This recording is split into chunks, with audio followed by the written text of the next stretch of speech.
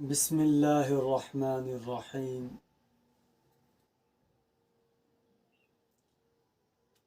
ہم نے لفظ کی تقسیم پڑھی تھی۔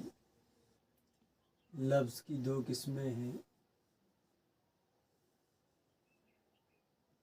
موضوع اور مہمل۔ پھر موضوع کی دو قسمیں پڑھی تھیں، مفرد اور مرکب۔ یہاں تک ہم نے پچھلے والے سبق میں پڑھا ہے۔ اس مفرد کا دوسرا نام کلمہ بھی ہے۔ اب اس کلمے کی یا مفرد کی تین قسمیں نکلتی ہیں۔ نمبر ایک اسم، نمبر دو فعل، نمبر تین حرف۔ آج ہم تھوڑا سا اس کے بارے میں، اسم، فعل اور حرف کے بارے میں، اور تھوڑا سا اس کا اجرا بھی پڑھیں گے۔ آپ نے پڑھ لیا کہ لفظ جو بات بھی آدمی کے منہ سے نکلے، پھر اس کی دو قسمیں، یا تو معنی دار ہوگا تو موضوع ہے، بے معنی ہوگا تو مہمل ہے۔ موضوع جو معنی دار ہے اس کی پھر دو قسمیں، یا تو اکیلا لفظ انسان بولے گا یا دو سے زیادہ بولے گا۔ اگر اکیلا لفظ بول رہا ہے تو مفرد ہے، اور اگر دو یا دو سے زیادہ ہیں تو وہ مرکب کہلائیں گے۔ پھر یہ جو مفرد ہے، اکیلا لفظ ہے، اس میں ہماری تین قسمیں نکلتی ہیں۔ یا تو وہ جو اکیلا لفظ میں بول رہا ہوں وہ کسی کا نام ہوگا، جگہ کا، چیز کا، شخص کا نام ہوگا تو نام کو اسم کہتے ہیں۔ یا وہ کام ہوگا تو کام کو فعل کہتے ہیں۔ یا وہ اسم نام بھی نہیں ہے، کام بھی نہیں ہے، بلکہ اسم اور فعل کو یا فعل اور فعل کو آپس میں جوڑنے کا کام دیتا ہے تو اس کو حرف کہتے ہیں۔ مثال کے طور پہ میں نے جو کلمہ کہا ہے وہ میں نے کہا کتاب، دوسرا کلمہ میں نے کہا کھایا، اور تیسرا کلمہ میں نے کہا سے۔ یہ کتاب جو ہے یہ نام ہے، نام کو ہم اسم کہتے ہیں۔ کھایا یہ کام ہے، کام کو ہم فعل کہتے ہیں۔ اور یہ سے جو ہے ان کے بیچ میں ربط کے لیے کام آتا ہے تو اس کو ہم حرف کہتے ہیں۔ تو جتنے بھی مفرد یعنی اکیلا لفظ ہم بولیں گے اس کی تین قسمیں نکلیں گی۔ یا تو وہ کسی چیز کا، جگہ کا، شخص کا نام ہوگا، تو گویا کائنات میں جتنے بھی نام ہیں وہ نام سارے اسم کے تحت آتے ہیں۔ جتنے بھی کام ہیں وہ کام فعل کے تحت آتے ہیں، اور جو ان کو آپس میں جوڑنے کے لیے، ربط دینے کے لیے چیزیں آتی ہیں اسے آپ حرف کہتے ہیں۔ یہ تو آسان سی بات جو آپ کو بتائی ہے۔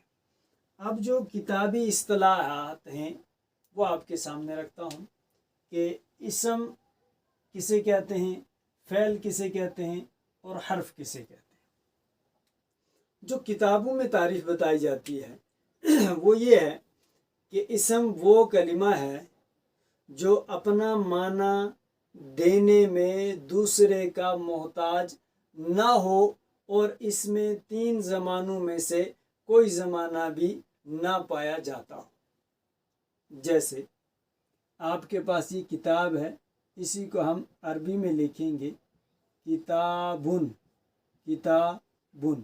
جو ہی آپ نے کہا کتابن تو آپ کے ذہن میں کتاب کا نقشہ آ گیا، آپ کے ذہن میں بات سمجھ میں آ گئی کہ کتاب کا مطلب کتاب ہے۔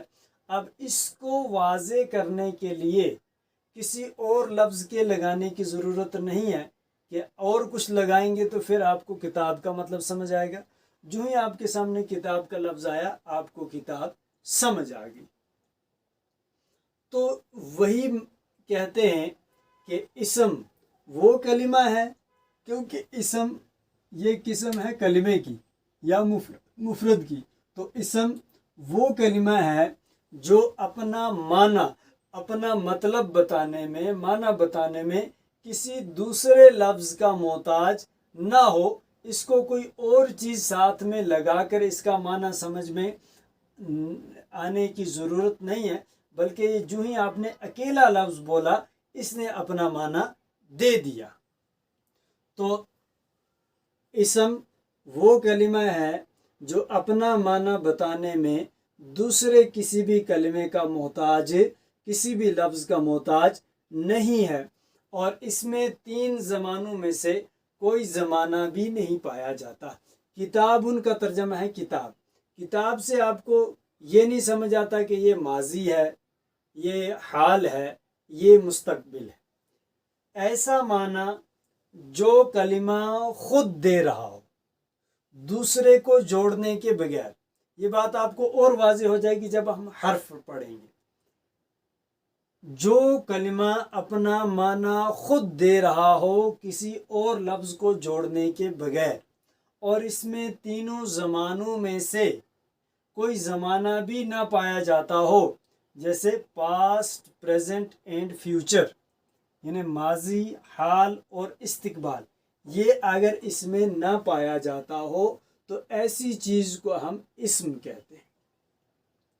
اب اس میں یہ چیز ہم نے پڑھی کہ جو اپنا معنی بتانے میں کسی کا محتاج نہ ہو، کسی کی ضرورت نہ پڑتی ہو، وہ لفظ جو اپنا معنی بتانے میں کسی دوسرے کا محتاج نہ ہو، اسی کو کہتے ہیں کامل معنی۔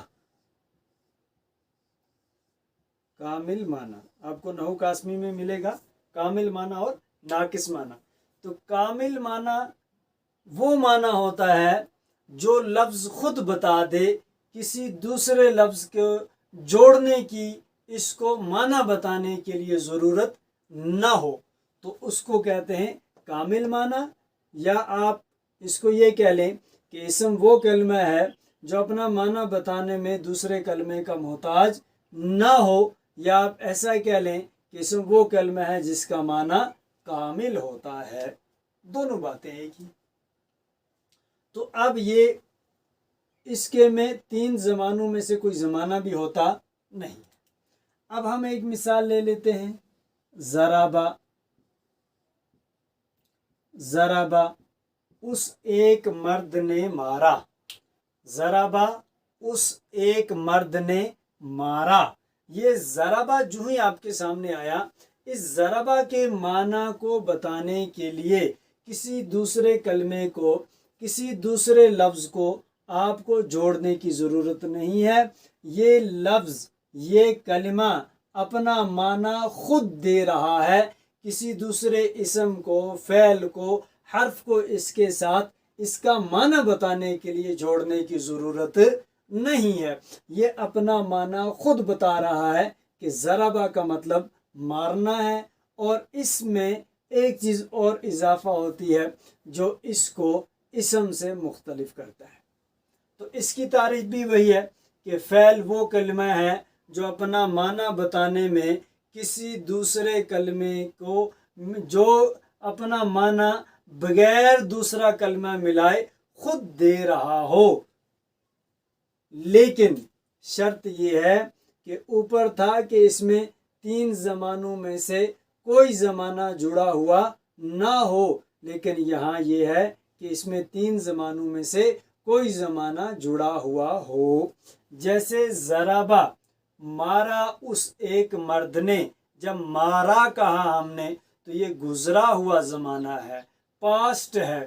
تو اس میں اور اس میں فرق کیا آیا؟ اس میں بھی وہی ہے کہ اسم وہ کلمہ ہے جو اپنا معنی دینے میں کسی دوسرے کلمے کا محتاج نہ ہو، فعل بھی وہی کلمہ ہے جو اپنا معنی بتانے میں دوسرے کلمے کا محتاج نہ ہو، لیکن فرق کہاں پر آتا ہے کہ اس میں کوئی زمانہ نہیں ہوتا اور اس میں زمانہ ہوتا ہے۔ تو ان دونوں کے معنی جو ہے کامل ہے، کامل معنی ہے۔ کامل معنی کیوں ہے؟ کیونکہ یہ بھی اپنا معنی دینے میں کسی دوسرے کلمے کا محتاج نہیں ہے، یہ بھی اپنا معنی دینے میں کسی دوسرے کلمے کا محتاج نہیں ہے۔ ایسا نہیں ہے کہ کتاب کو سمجھنے کے لیے اب آپ کو کوئی اور لفظ لگانا پڑے گا تب آپ کو کتاب سمجھ میں آئے گی۔ آپ نے جو ہی بولا کتاب تو فوراً سمجھ میں آئے گا کتاب۔ जो ही आपने बोला ज़रबा तो फौरन समझ में आ गया कि ज़रबा का मतलब उस एक मर्द ने मारा। अब कामिल माना किसे कहते हैं कि जो कलिमा खुद बता दे, किसी दूसरे को जोड़ने की ज़रूरत इसको ना पड़े। ये या तो इसको आप कह लें ये कामिल माना है, या आप इसको दूसरी तरह से ये कह सकते हैं कि इसम या फ़ैल वो कलमा है जिसके माना दूसरे कलमे के मिलाए बगैर मालूम हो जाएं।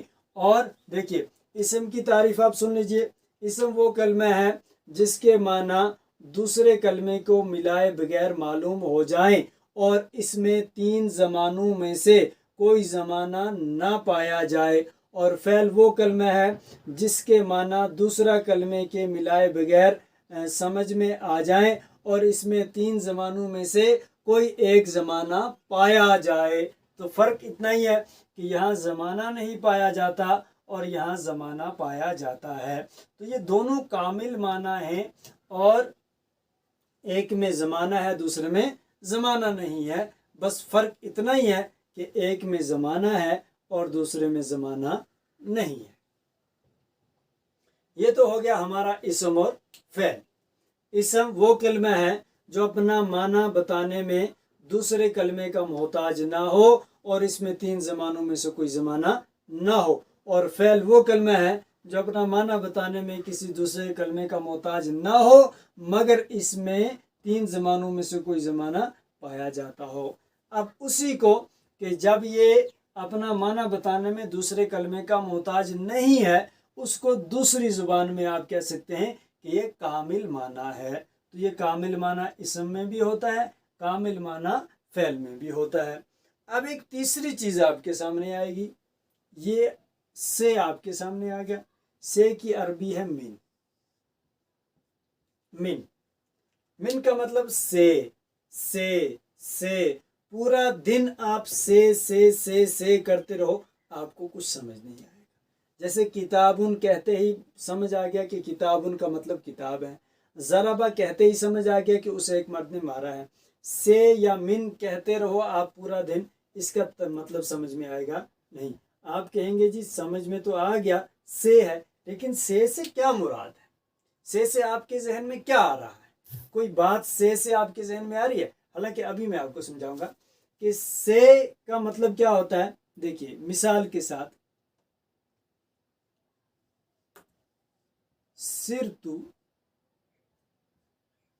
सिरतु मिनल बसरत,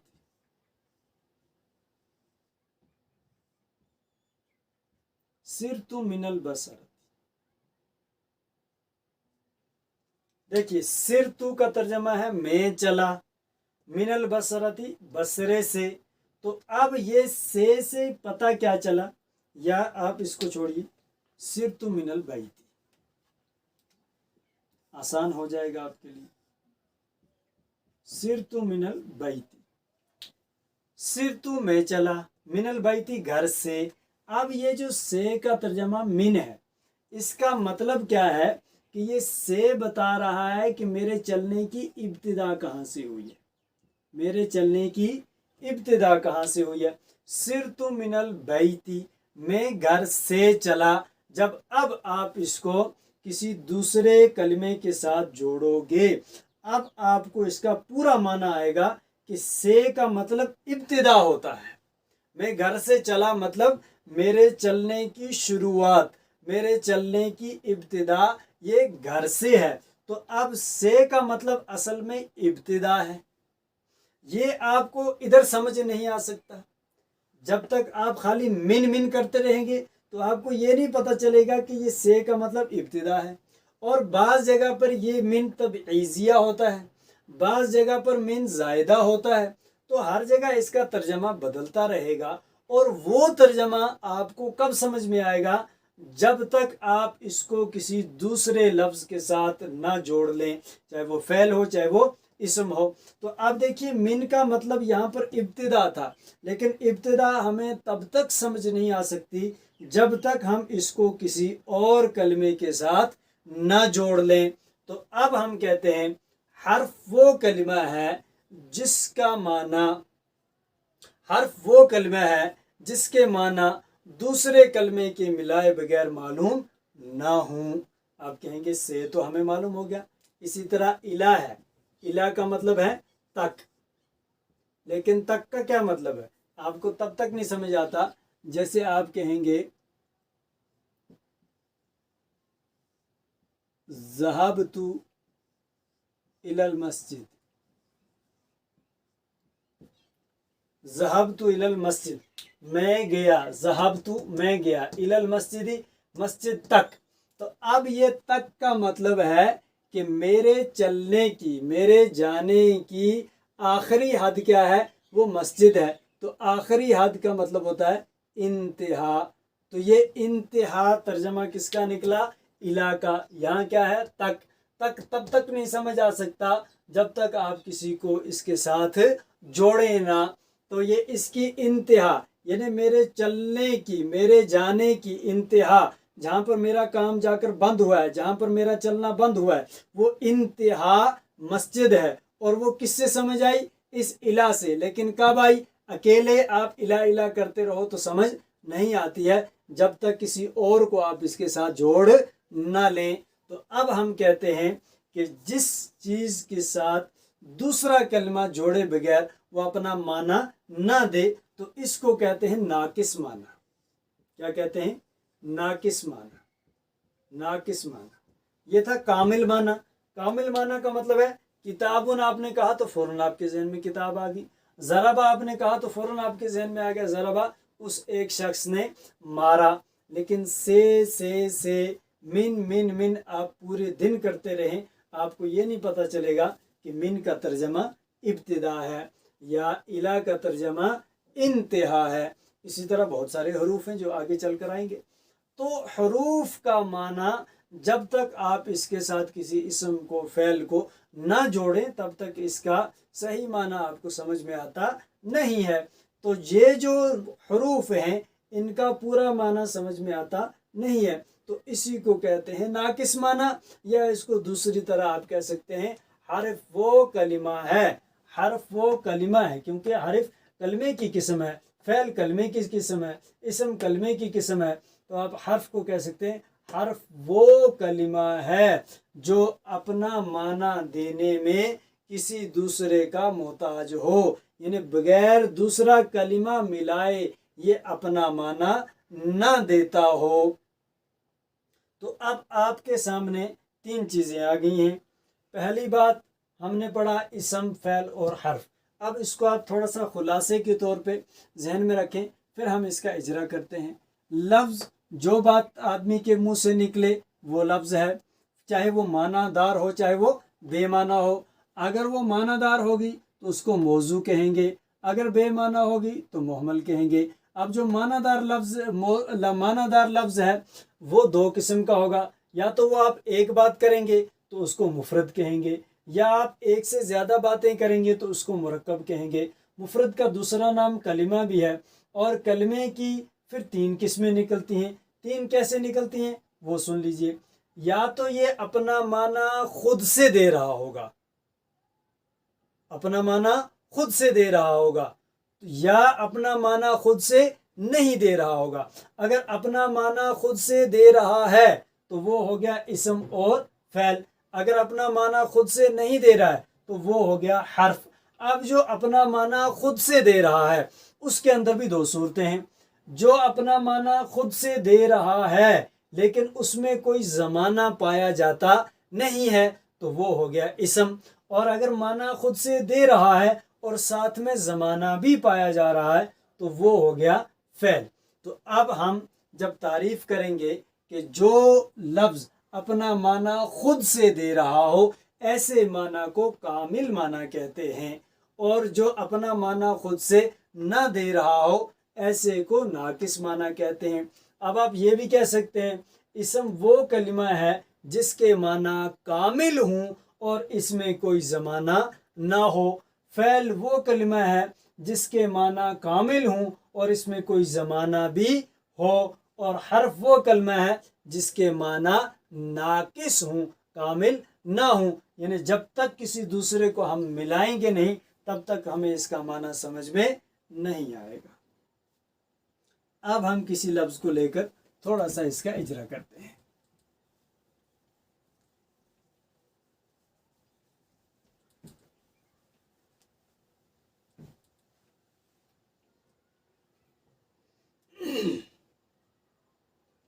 آپ کے سامنے ایک لفظ آئے گا زید، زید، زید نام ہے، زید، زید لفظ ہے اس لیے کہ انسان کے منہ سے نکلی ہوئی بات ہے۔ لفظ کی دونوں قسموں موضوع اور محمل میں سے موضوع ہے اس لیے کہ معنی دار ہے۔ موضوع کی دونوں قسموں مفرد اور مرکب میں سے مفرد ہے اس لیے کہ اکیلا لفظ ایک معنی پر دلالت کرتا ہے۔ مفرد یا کلمے کی تین قسموں اسم، فعل، حرف میں سے اسم ہے اس لیے کہ اپنا معنی خود دے رہا ہے اور اس میں کوئی زمانہ موجود نہیں ہے۔ یہ ہو گیا لفظ زید کا اجرا۔ اب آپ کے سامنے ایک لفظ آ رہا ہے دخل، دخل، دخل کا ترجمہ ہے داخل ہوا وہ ایک مرد، داخل ہوا وہ ایک مرد۔ اب سنیے، دخل لفظ ہے اس لیے کہ انسان کے منہ سے نکلی ہوئی بات ہے۔ لفظ کی دونوں قسموں موضوع اور محمل میں سے موضوع ہے اس لیے کہ معنی دار ہے۔ موضوع کی دونوں قسموں مفرد اور مرکب میں سے مفرد ہے اس لیے کہ اکیلا لفظ ایک معنی پر دلالت کر رہا ہے۔ مفرد یا کلمے کی تین قسموں اسم، فعل، حرف میں سے فعل ہے اس لیے کہ اپنا معنی خود دے رہا ہے اور تین زمانوں میں سے زمانہ ماضی اس کے ساتھ جڑا ہوا ہے۔ داخل ہوا وہ ایک مرد ماضی کا زمانہ ہے، تو فعل میں زمانہ ہوتا ہے تو اس لیے اس میں زمانہ ہے، یہ فعل ہے۔ اب تیسرا لفظ ہم لیتے ہیں اعلی۔ اعلی کا ترجمہ ہوتا ہے پر، اوپر۔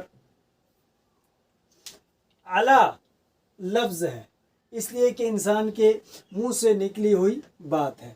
لفظ کی دونوں قسموں موضوع اور محمل میں سے موضوع ہے اس لیے کہ معنی دار ہے، بے معنی نہیں ہے۔ اور موضوع کی دونوں قسموں مفرد اور مرکب میں سے مفرد ہے اس لیے کہ اکیلا لفظ ایک معنی پر دلالت کرتا ہے۔ اور کلمے کی تین قسمیں اسم، فعل، حرف میں سے حرف ہے اس لیے کہ اپنا معنی بغیر دوسرے کلمے کے ملے ہوئے بتاتا نہیں ہے اور اس میں کوئی زمانہ بھی نہیں ہے۔ تو یہ آپ کے سامنے اجرا کا ایک طریقہ ہے۔ اب آپ خود سے بھی بہت ساری چیزوں پر اجرا کر سکتے ہیں، جیسے ہمارے سامنے دوسرا لفظ آ گیا ہے مسجد، مسجد۔ یہ اجرا ہمارا آہستہ آہستہ بڑھتا جائے گا، لیکن فی الحال ہم شروع میں آہستہ آہستہ تھوڑا تھوڑا سٹیپ بائی سٹیپ چل رہے ہیں۔ آپ اس کو ساتھ ساتھ یاد کرتے جائیں تاکہ آپ کو بعد میں اجرا کرنے میں بہت آسانی ہو۔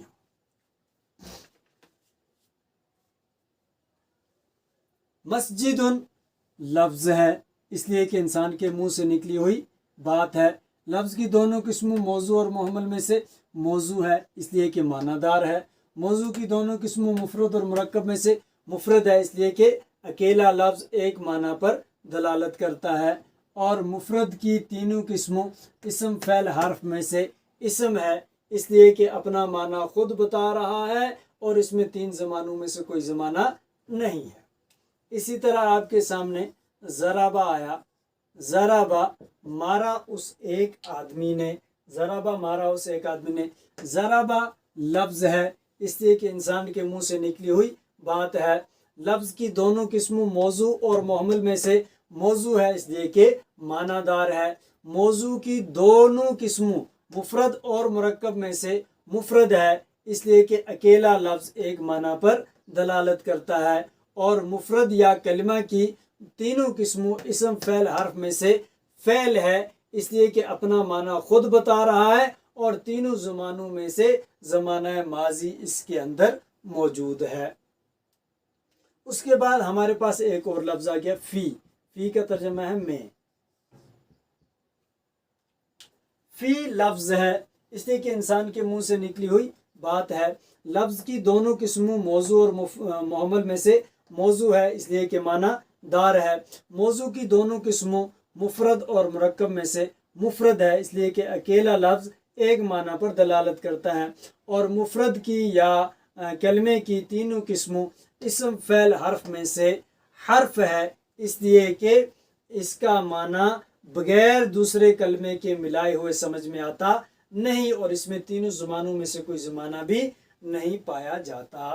تو یہ آپ کے سامنے آج کا سبق ہے. آج کا سبق ہمارا یہ تھا کہ آج کے سبق ہمارا کلمے کی 3 قسمیں تھیں: اسم، فعل اور حرف. اسم وہ کلمہ ہے جو اپنا معنی بغیر دوسرے کلمے کے ملائے دے اور اس میں تینوں زمانوں میں سے کوئی زمانہ نہ پایا جائے. فعل وہ کلمہ ہے جو اپنا معنی بغیر دوسرے کلمے کے ملائے دے اور اس میں تینوں زمانوں میں سے کوئی زمانہ پایا جائے. اور حرف وہ کلمہ ہے جو اپنا معنی دوسرے کلمے کے ملائے بغیر نہ دے اور جو اپنا معنی خود سے دے دوسرا کلمہ ملائے بغیر اس معنی کو کامل معنی بھی کہتے ہیں. اور جو اپنا معنی دوسرے کلمے کو ملائے بغیر نہ دے اس کو ناقص معنی بھی کہتے ہیں. یہ ویڈیوز میری جو ہے یہ ہر ایک کے لیے مفید ہیں، فائدہ مند ہیں، لیکن زیادہ تر اس کا فائدہ مدارس کے طلباء کو ہوگا کیونکہ اس میں جو ہے میرا طرز لگ بھگ وہی ہے کہ مدارس کے طلباء کے لیے یہ کیا جائے. اور انشاءاللہ عام جو بندے عربی سیکھنا چاہتے ہیں ان کے لیے بھی اگر زندگی رہی تو کوئی ایسا کورس بنائیں گے جن میں اس کو بہت آسانی کے ساتھ ہم ان کو بھی لے کر چل سکیں. لیکن یہ جو دروس ہیں ان میں زیادہ فائدہ مدارس کے طلباء کا ہوگا اور اگر دوسرا کوئی بھی محنت کرنا چاہے تو ان کو بھی فائدہ ہو سکتا ہے. وآخر دعوانا ان الحمد للہ رب العالمین.